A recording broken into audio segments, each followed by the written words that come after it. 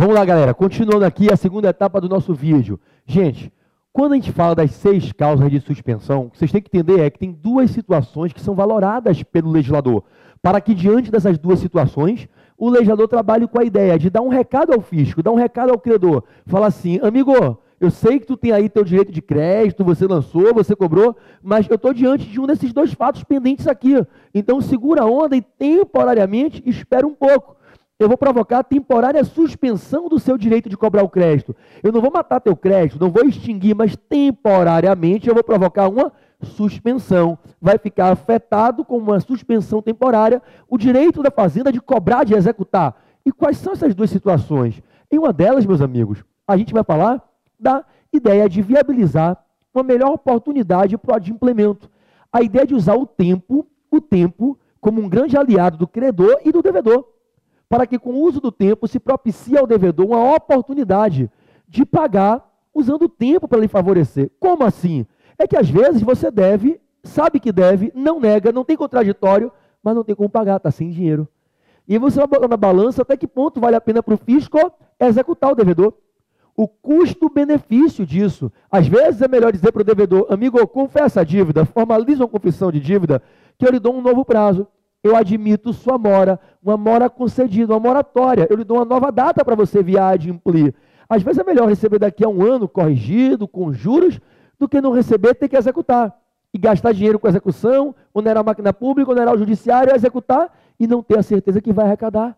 A maioria dos brasileiros não tem imóveis. Os poucos que têm, o imóvel é bem de família. Em regra, não se penhora o bem de família. Por imposto de renda, por IPVA, por ISS, por ICMS, não se penhora bem de família. E em regra, quem tem imóvel, em regra só tem um.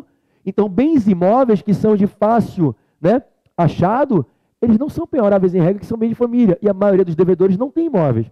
Coisa móvel, você tira da penhora e do arresto, você esconde, você subtrai. Então, a execução fiscal ela é uma arma de brinquedo. Ela, na maioria das vezes, é um tiro no próprio pé do fisco. Quantas e quantas execuções não ficam suspensas, depois se arquivam e prescrição intercorrente, porque não se encontram bens do devedor. Então, normalmente, é melhor, é mais inteligente chamar o devedor para um diálogo e dizer, confessa a dívida, me livra do risco de decadência e prescrição, e eu te dou a chance de pagar no melhor momento. Uso o tempo como elemento que auxilia uma outra opção para o adimplemento. E com isso eu recupero a dívida. Eu recupero a dívida tributária. Por isso o nome de política de refis, recuperação fiscal.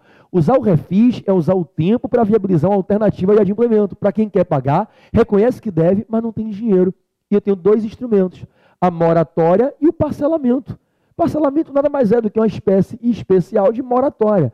Moratória é, eu pego sua dívida toda e jogo para frente. Parcelamento, eu fraciono sua dívida. No fundo, o parcelamento é uma espécie do gênero moratório, que se eu parcelo em 15 anos, em 180 meses, como foi o Refis 2, se eu parcelo em 5 anos, 60 meses, como são os parcelamentos em regra, nada mais é do que eu estar dizendo que você pode quitar sua dívida que já está vencida daqui a um momento futuro. Eu estou admitindo a mora. Então, moratória, jogar a dívida toda para frente. Parcelamento, fracionar a dívida com pagamentos parciais, em regra mensais. Não deixa de ser uma espécie do gênero moratória, dilação do momento do adimplemento.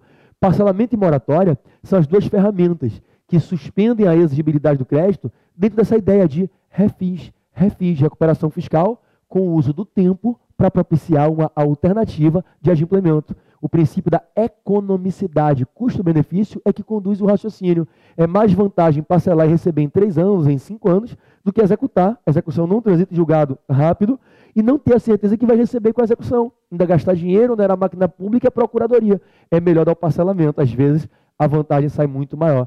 Então, parcelamento e moratória, quando concedidos, não extinguem o crédito, mas temporariamente suspendem. Se o credor parcela a tua dívida, cara, tem uma lei que regula o parcelamento. Diz que dívidas como a sua são parceláveis. E você adere ao parcelamento, ora, como é que os caras vão te executar? Se você foi lá, confessou a dívida, assinou um termo, uma confissão, celebrou contrato administrativo de parcelamento, nos termos da lei de parcelamento. Como é que eles vão te executar? Por quanto perdura o parcelamento? Se você está cumprindo os termos do parcelamento, está pagando todo mês certinho, está suspenso o direito do fisco de exigir o pagamento. A quitação não pode te executar, suspende a exigibilidade. Veja que não extingue o crédito, porque parcelando, você continua devedor. Não posso dizer que o parcelamento por deferido extingue o crédito. Seria uma aberração falar isso. Como se eu dou uma moratória, dei 1 ano a você. Eu não posso te executar por quanto perdura o prazo da moratória. Eu lhe dei a moratória. Eu lhe dei a chance de se programar para se reorganizar e conseguir me pagar. A moratória não extingue meu crédito. Eu renunciei ao crédito, não renunciei. Eu te dei um novo prazo para adimplemento, eu não renunciei. Então, durante a vigência da moratória, está suspenso o meu direito de lhe executar. Eu não posso lhe dar uma moratória, lhe induzir a um comportamento e querer executar no meio do caminho enquanto a moratória não acabou. Então, moratória e parcelamento suspendem a exigibilidade do crédito, dentro de uma primeira de duas situações. E essa ideia é do refis, a da recuperação fiscal com o uso do tempo. Mas há um outro caminho que propicia a suspensão do crédito. E aí se usam 4 ferramentas, são 4 instrumentos que podem levar a uma suspensão temporária do direito de exigir o crédito. 4 ferramentas. Se forem usadas adequadamente, levarão à suspensão do crédito. Mas a ideia não é de recuperar a dívida. Aqui a ideia é de pancadaria, porradaria, contraditório. O contribuinte não concorda com a cobrança, não concorda com o lançamento, e ele quer se defender.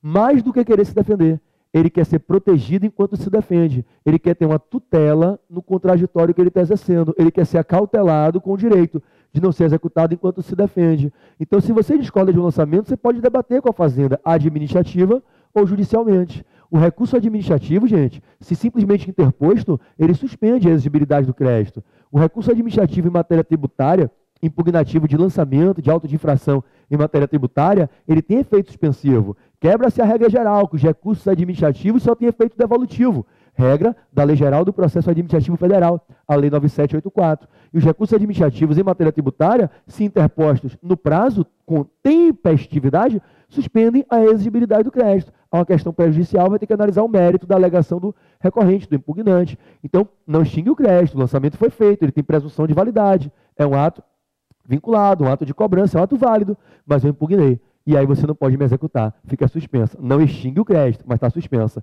Na via judicial, eu tenho que ter algumas especialidades. Não basta ajuizar uma ação ordinária. Para suspender a exigibilidade do crédito, para impedir que a Fazenda possa executar, é preciso que você, ao ajuizar uma ação anulatória, consiga antecipação de tutela. Assim como se você impetra um mandado de segurança, você tem prova pré-constituída, você pode provar documentalmente que está se violando um direito seu líquido e certo por um ato ilegal, com abuso de poder da administração tributária, não basta impetrar o MS, tem que ter a liminar. Se eu impetro um mandado de segurança e tem uma concessão de liminar a meu favor, se eu ajuizo uma ordinária ação anulatória contra o lançamento e tem o deferimento da tutela antecipada, a tutela final que eu estou querendo, a tutela anulatória do ato administrativo, a tutela desconstitutiva, invalidante do lançamento. Se o magistrado vê o fumus boniuris, o periculum in mori antecipa a tutela, dá a liminar no mandado de segurança, é claro que o fisco não pode me executar. Liminar e mandado de segurança, tutela antecipada em ações ordinárias cabíveis, recursos administrativos em matéria tributária, suspendem a exigibilidade do crédito e eu vou ficar protegido enquanto a tutela paira no processo impera. Enquanto a liminar prossegue, enquanto o recurso administrativo está válido e o processo administrativo está em curso, está suspensa a exigibilidade do crédito tributário, impedida a execução fiscal, eu não posso ser atingido. Agora, meus amigos, se eu impetro o mandado de segurança e não consigo eliminar, se eu ajuizo a ação anulatória e não consigo a tutela antecipada, ainda assim é possível conseguir suspender a exigibilidade do crédito e impedir a execução? Sim, é possível. Basta depositar em dinheiro o montante integral que a Fazenda lançou. Porque se você ajuiza a ação anulatória, por exemplo, não conseguiu a tutela antecipada, foi indeferida, agravou, não modificaram, o tribunal não modifica o entendimento, você está desprotegido. Você pode ser executado, tem um lançamento que é válido, você está em mora, não pagou, ajuizou a ação anulatória, está discutindo o feito. Mas o que você alega na petição inicial não é suficiente para tirar a presunção de veracidade do lançamento, que é um ato administrativo válido, e tem entre um de seus atributos a presunção de veracidade, a autoexecutoriedade. Então o fisco pode te executar, mesmo com a ação anulatória em curso. Haverá conexão entre anulatória e execução. E aí você vai ter que embargar a execução. O que fazer então? Deposita na anulatória, impede a execução. Depositou o montante integral em dinheiro, se o fisco cobrou 50 mil, você depositou os 50, por que eles vão te executar? O depósito já está feito. Então isso impede a execução, isso suspende a exigibilidade do crédito, você retira o interesse jurídico na demanda executiva pela Fazenda, porque o dinheiro está todo depositado. Então, depósito montante integral, liminar e mandado de segurança, tutela antecipada em ações ordinárias cabíveis e recursos administrativos são as 4 ferramentas que suspendem a exigibilidade do crédito dentro dessa noção de se proteger, se tutelar o exercício do contraditório pelo administrado contribuinte contra a Fazenda que está cobrando algo que o contribuinte pretende provar ser indevido. Além dessas 4, tem mais 2 que formam o rol das 6 ferramentas que suspendem a exigibilidade do crédito. O parcelamento e a moratória. Olha aqui no nosso gráfico do artigo 151 do CTN, isso aqui é um gráfico amplo, que mostra as causas de afetação do crédito tributário. Na parte 3 desse nosso vídeo, você vai ver as causas de extinção e exclusão. E aqui, artigo 151, em seus 6 incisos. São ferramentas que suspendem a exigibilidade do crédito. 151, a política do refis, moratório e parcelamento. 151, tutelão contraditório. Aqui embaixo, recurso administrativo, liminar e mandado de segurança, tutela antecipada em ações ordinárias, depósito do montante integral. Dá o close aqui nessa parte do gráfico e a gente encerra esse vídeo e a gente vai para a parte 3 e você dá uma pausa e você vê isso aqui copiando no seu caderno. Eu te aguardo na parte 3.